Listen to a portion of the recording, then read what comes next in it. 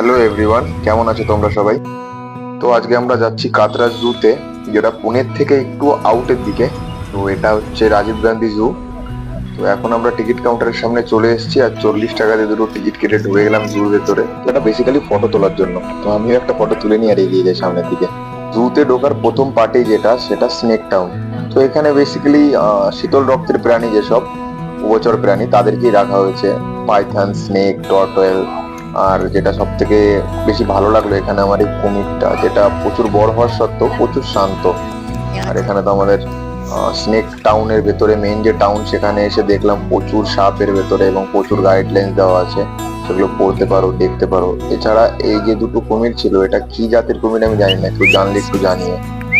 আর পরপরই আমরা চলে আসলাম ভাল্লুকের কাছে। জানি না ভাল্লুক মাটির তল থেকে কি খুঁজে খাচ্ছে, তবু দেখতে খুবই স্যাটিসফাই লাগছিল। আর ওর গার্লফ্রেন্ডও চলে আসলো ওর কাছে ইতিমধ্যেই। তো দুজনই মজ করুক, আমরা যাই আগের দিকে।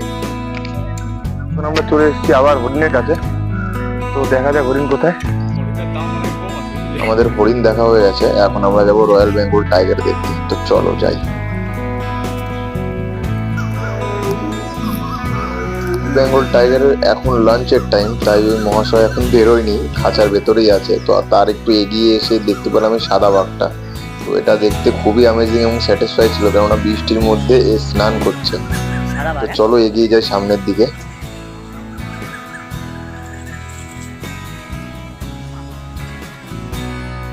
এখন আমরা চলে এসেছি হাতি দেখার জন্য, কিন্তু হাতির তো কোনো খোঁজই নেই এখন। জানি না দেখা যাচ্ছে কিনা, হাতি এই মুহূর্তে ওইখানটাই আছে, এইখানটায়। ওই যে দেখা যাচ্ছে অল্প, ওইখানটায় আছে হাতি। এই মুহূর্তে রেস্টে রয়েছে, জানি না কখন বেরোবে। যখন বেরোবে তখন এইখানটায় আসবে এরা। আপাতত রেস্টেই আছে ওরা। এখন যেখানে চলে এসেছি, এটা হচ্ছে সিংহর ঘর। তো এখন মহারাজ ওইখানটায় বসে আছে, দেখতে পাচ্ছি না, তবুও দেখানোর চেষ্টা করছি। এই যে, তো ওয়েট করছি দেখার জন্য কখন বেরোবে। অবশ্যই অবশ্যই দেখাবো তোমাদের।